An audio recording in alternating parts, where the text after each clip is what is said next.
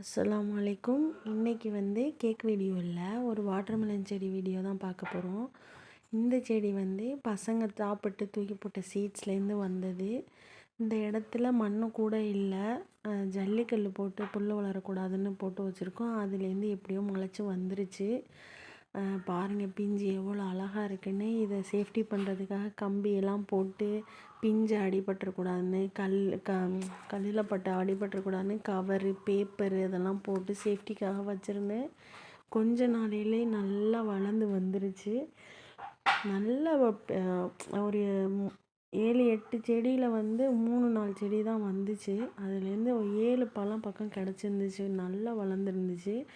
இதுக்கு வந்து நம்ம ஒரு லிக்விட் ஃபெர்டிலைசர் மட்டும்தான் கொடுத்துருந்தோம், வேறு எதுவுமே கொடுக்கல. அந்த இடத்துல எதுவும் கொடுக்க முடியாது, ஏன்னா அது ஜல்லி மாதிரி இருக்கும். அந்த இடம் மண்ணாக இருந்தால் கூட கம்போஸ்ட் எதுவும் யூஸ் பண்ணலாம். அந்த இடத்துல வந்து ஜல்லிங்கிறதுனால லிக்விட் ஃபெர்டிலைசர் மட்டும்தான் யூஸ் பண்ணியிருந்தேன்.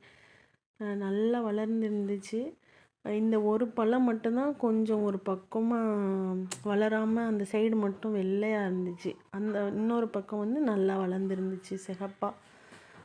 இது வந்து நம்மளாக சீட்ஸ் போட்டு வளர்ந்தது பைத்தங்காய். இதுலேயும் நல்ல ஈல்டு கிடச்சிச்சு. இதுலேருந்து நல்லா அறுவடை எடுத்தோம்.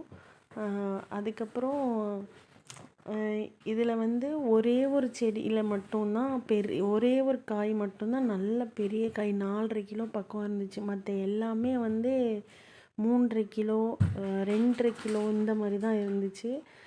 இந்த பாருங்கள், கம்பிக்குள்ளே சேஃப்டிக்காக போட்டு வச்சுருந்தேன். அது கம்பிக்குள்ளே இருந்து வளர முடியாமல் போச்சு, சின்னதாகவே போச்சு. ஆனால் டேஸ்ட்டெல்லாம் நல்லா இருந்துச்சு.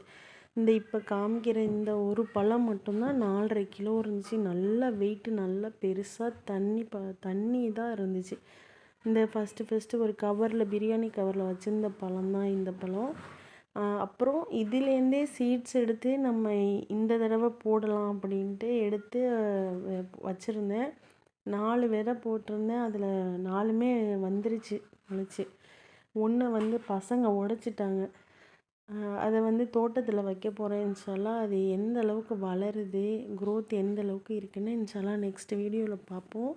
இதே மாதிரி நிறையா சீட்ஸ் போட்டு வளர வச்சுருக்கேன். அது எந்த அளவுக்கு வளர்ந்துருக்குன்னு, என்னென்ன சீட்ஸ் போட்டோம், என்னென்ன செடி வளர்ந்துருக்குன்னு இன்ஷால்லா வர்ற வீடியோக்களில் பார்ப்போம். அஸ்ஸலாமு அலைக்கும்.